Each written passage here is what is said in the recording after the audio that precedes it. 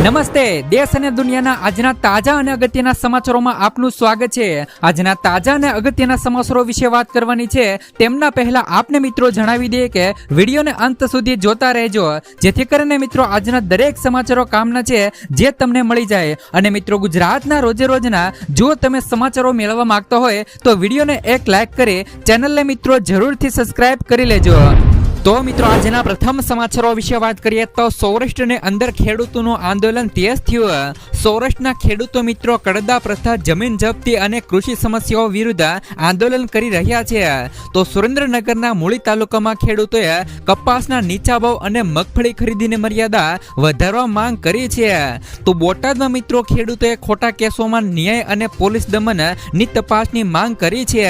તો કિસાન એકતા મંચે જો મિત્રો માંગણો નહીં સંતોષાય તો વિશાળ આંદોલનની ચેતવણી આપી છે।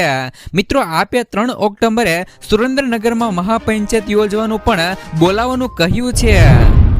ત્યાર પછીના સમાચારો વિશે વાત કરીએ તો વરસાદની સ્થિતિ પર મુખ્યમંત્રીની નજર।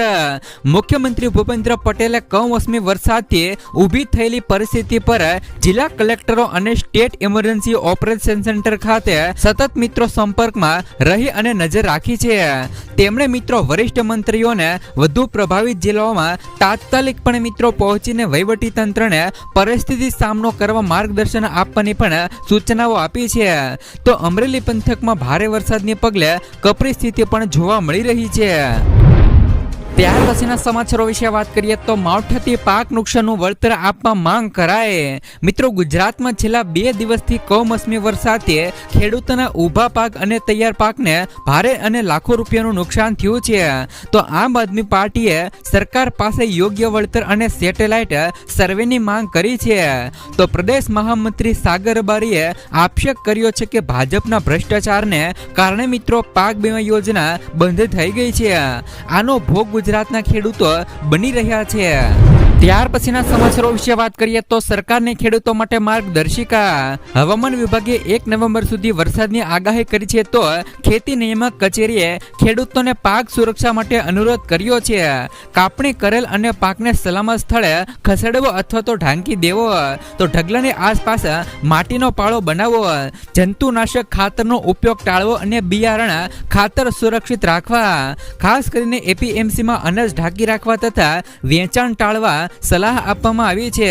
વધુ માહિતી માટે ટોલ ફ્રી નંબર 1800180155 પર સંપર્ક તમે કરી શકશો। ત્યાર પછીના સમાચારો વિશે વાત કરીએ તો 80% સબસિડી આપવાની સરકારની યોજના। કેન્દ્ર સરકારની મિત્રો ખાસ કરીને મેમ મિત્રો સબસિડી યોજના હેઠળ ખેડૂતોને હવે કૃષિ મશીનરી ખરીદવા માટે 40% થી લઈ 80% સુધીની સબસિડી મળે છે। તો યોજનાનો લાભ લેવા માટે તમે જે પણ સ્ક્રીનની નંબર મિત્રો જે પણ વેબસાઇટ જોઈ શકો છો તેમના ઉપર મિત્રો ઓનલાઈન અરજી કરવી પડશે। તો પાત્ર ખેડૂતોને તેમના મોબાઈલ નંબર પર SMS દ્વારા મિત્રો સૂચિત કરાય છે। તો આ યોજનાથી ખેડૂતોના શ્રમ અને ખર્ચમાં મિત્રો નોંધપાત્ર બચત થશે। વધુ ખેડૂતો આ યોજનાનો લાભ લઈ શકે તે માટે ખાસ કરીને મિત્રો આ માહિતી શેર કરવાની અપીલ છે। ત્યાર પછીના સમાચારો વિશે વાત કરીએ તો માવઠાનો માર સૂત્રાપાડામાં 7 ઇંચ અને ઉના વેરાવળમાં 5 ઇંચ વરસાદ પડ્યો। ગીર સોમનાથ જિલ્લામાં છેલ્લા 24 કલાકમાં અનરાધાર કમોસમી વરસાદે ભારે તારાજી સર્જી છે। સૌથી વધુ વરસાદ મિત્રો સૂત્રાપાડામાં 7 ઇંચ જેટલો નોંધાયો છે। જ્યારે મિત્રો ઉના, વેરાવળ, ગીર ગઢડા અને કોડીનારમાં પણ 5 ઇંચ વરસાદ પડ્યો છે। વરસાદના લીધે મિત્રો ખેતરો પાણીમાં ડૂબી જઈને બેટમાં ફેરવાયા છે। તો પરિણામે મિત્રો ખેડૂતોના તૈયાર પાકો જેમ કે મગફળી અને સોયાબીન સહિતના અન્ય પાકોને વ્યાપક નુકસાન થયું છે। ત્યાર પછીના સમાચારો વિશે વાત કરીએ તો જાણી લેજો મિત્રો આધાર કાર્ડના નવા નિયમો। 1 નવેમ્બરથી મિત્રો ઉદય આધાર સેવાઓમાં મોટા ફેરફારો કરશે। તો ખાસ કરીને કાર્ડ ધારકો ઘરે બેઠા જ નામ, સરનામું, જન્મ તારીખ અને મોબાઈલ નંબર ઓનલાઈન અપડેટ કરી શકશે। ઓળખ માટે પાન, પાસપોર્ટ, ડ્રાઇવિંગ લાયસન્સ જેવા સરકારી દસ્તાવેજો જોઈશે। તો આધાર પાન લિંકિંગ 31 ડિસેમ્બર 2025 સુધી ફરજિયાત છે। નહીં તો મિત્રો 1 જાન્યુઆરી 2026 થી 5 પ્લાન મિત્રો અમાન્ય ગણાશે. નવી fee demographic update ₹75, biometric update ₹125 અને આધાર પ્રિન્ટ ₹40 રહેવાની છે. ત્યાર પછીના સમાચારો વિશે વાત કરીએ તો સૌરાષ્ટ્રના અસરગ્રસ્ત ખેડૂતોના પાક ધિરાણના લેણા માફ કરવા માંગણી. તો સૌરાષ્ટ્રમાં માવઠાના કારણે ખેડૂતો મુશ્કેલી ભોગવી રહ્યા છે. તો કપાસ, સોયાબીન, મગફળી જેવા પાકોમાં ખૂબ જ મિત્રો નુકસાન થયેલ છે. ત્યારે મિત્રો ખેડૂતોના પાક ધિરાણ જેવા તમામ મિત્રો લેણા સરકારે માફ કરવા જોઈએ. તે મિત્રો ઉપલેટા તાલુકાના ગઢાળા ગામના મિત્રો નારાયણભાઈ આહિરે જણાવેલું હતું. આજે જો મિત્રો પાક વીમો ચાલુ હોત તો ખેડૂતોને મિત્રો આ હાલત નહીં થાય. આજે છેલ્લા 3 વર્ષથી ખેડૂતો માવઠાને નુકસાની ભોગવી રહ્યા છે. સરકાર કોઈ જાતનું પૂરું વળતર આપતી નથી. ત્યારે મિત્રો જો સરકાર આ લેણું ખેડૂતોનો માફ નહીં કરે તો આવતી જિલ્લા પંચાયત, તાલુકા પંચાયત જેવી ચૂંટણીઓમાં મિત્રો સરકારે તેમનું પરિણામ ભોગવવું પડશે. ત્યાર પછીના સમાચારો વિશે વાત કરીએ તો ખેડૂતોને મોટી ભેટ. રાજ્ય સરકાર દ્વારા આ તારીખ સુધી દેવા માફીની જાહેરાત. તો રાજ્યના ખેડૂતો માટે આખરે મોટો રાહત આપનારો નિર્ણય મિત્રો રાજ્ય સરકારે લીધો છે. 30 જૂન 2024 સુધીમાં રાજ્યના તમામ પાત્ર ખેડૂતોને દેવા માફી પૂરી કરવામાં આવશે તેવી મિત્રો જાહેરાત મુખ્યમંત્રી દેવેન્દ્ર મિત્રો ફડણવીસે કરી છે.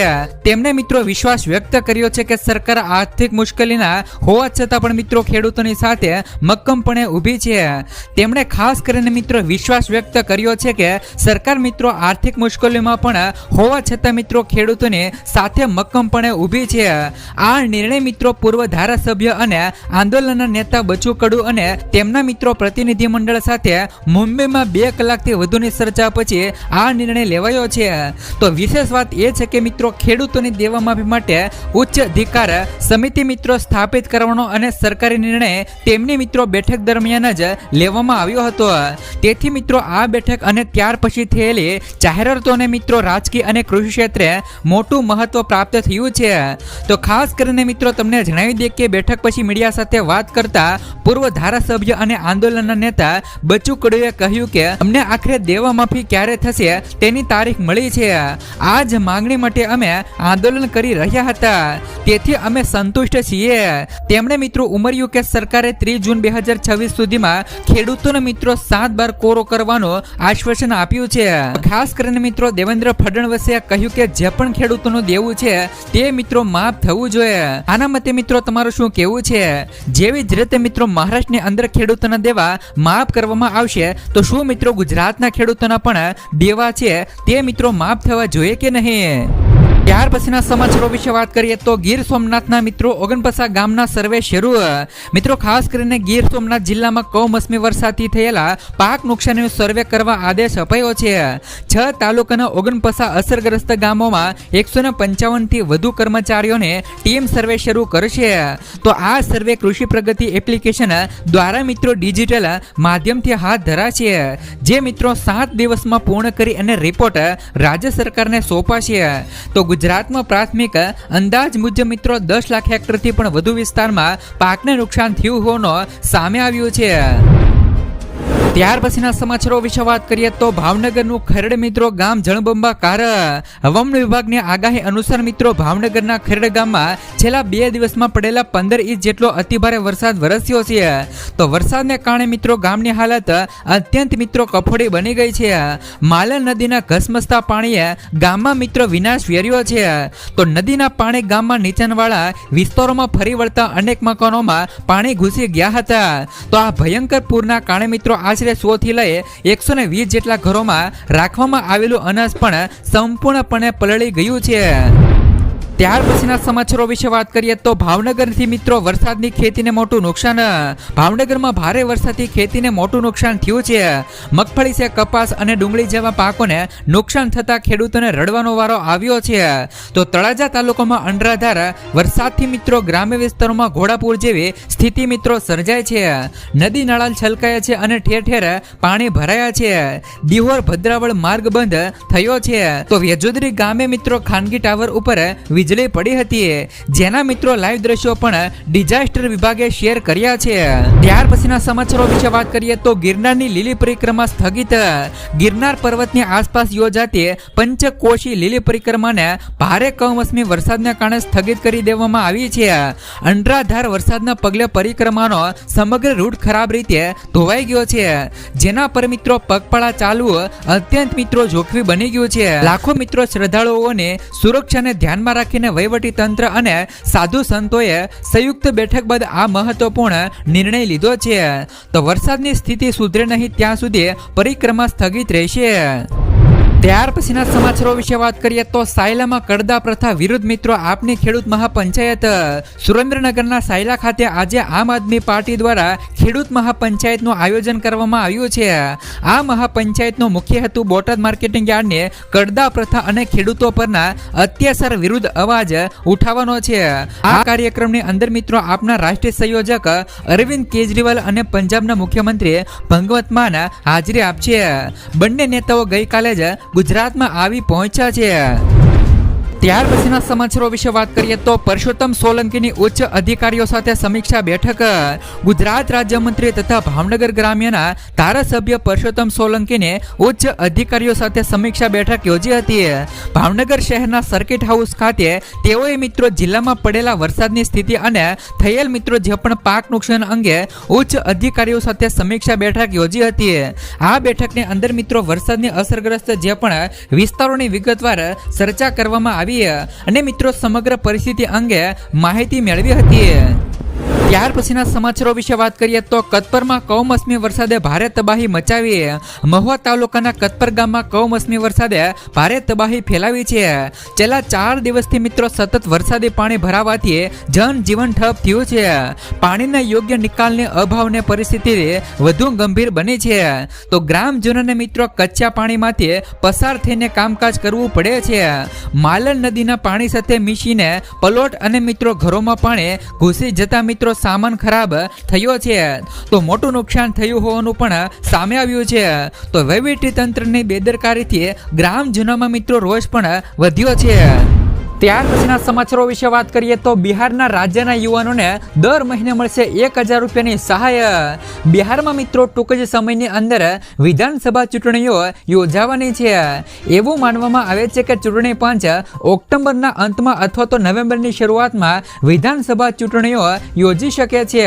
તો ચૂંટણી પહેલા બિહારના મુખ્યમંત્રી નીતિશ કુમાર જનતા માટે અનેક મોટી જાહેરાતો કરી રહ્યા છે. તો મુખ્યમંત્રી નીતિશ કુમારે વધુ એક મોટી જાહેરાત કરી છે. તેમણે મિત્રો રાજ્યના યુવાનોને માસિક મિત્રો 1000 રૂપિયાના ભથ્થાની મિત્રો જાહેરાત કરી છે. તો ખાસ કરીને મિત્રો તમને જણાવી દઈએ કે આ યોજના. ત્યાર પછીના સમાચારો વિશે વાત કરીએ તો આ યોજનાની અંદર ખેડૂતોને મળશે પૈસા ડબલ. અરજી કરી લેજો. સરકારે મિત્રો તમામ ખેડૂતો માટે કિસાન વિકાસ પત્ર યોજના છે તે શરૂ કરી છે અને ખેડૂતોએ આ યોજનામાં રોકાણ કરવાનું હોય છે. આમાં ખેડૂતોને માત્ર ખાતરીપૂર્વકનું વળતર નહીં પરંતુ મિત્રો બમણા પૈસા છે તે મિત્રો આ યોજનાની અંદર મળવાના છે. આ યોજના હેઠળ મિત્રો ખેડૂતોને રોકાણ પર 7.5% વ્યાજ છે તે મિત્રો મળવાનું છે. તો આવી સ્થિતિમાં ખેડૂતોના જે પણ પૈસા 120 મહિનાની અંદર ડબલ થઈ જતા હતા તે હવે મિત્રો 115 મહિનાની અંદર ડબલ થઈ જશે. આ યોજનામાં લઘુત્તમ મિત્રો 1000 રૂપિયાનું રોકાણ કરવું પડશે. જો તમે મિત્રો આ યોજનાની અંદર ફોર્મ ભરવા માંગતા હોય તો તમે મિત્રો તમારા નજીકના પોસ્ટ ઓફિસમાં જઈને આમનું ફોર્મ ભરી શકો છો. ગુજરાત સરકાર દ્વારા મિત્રો ખેડૂતો માટે જે પણ મિત્રો કિસાન વિકાસ પત્ર યોજના શરૂ કરવામાં આવી છે તો ખેડૂતોએ આ યોજનાની અંદર લાભ લઈને મિત્રો આ યોજનાની અંદર પૈસા મિત્રો ભરીને જે પણ મિત્રો રોકાણનું વળતર છે તે મિત્રો મેળવી શકે છે. ત્યાર પછીના સમાચારો વિશે વાત કરીએ તો પ્રાકૃતિક ખેતી કરવા મળશે વીઘા દીઠ મળશે 20,000 રૂપિયાની સહાય. ગુજરાત સરકાર દ્વારા પ્રાકૃતિક ખેતી કરતા ખેડૂતો માટે મહત્વપૂર્ણ નિર્ણય લેવામાં આવ્યો છે. કેન્દ્ર સરકારના પ્રાકૃતિક ખેતીને પ્રોત્સાહન આપવા અપીલ કરી હતી.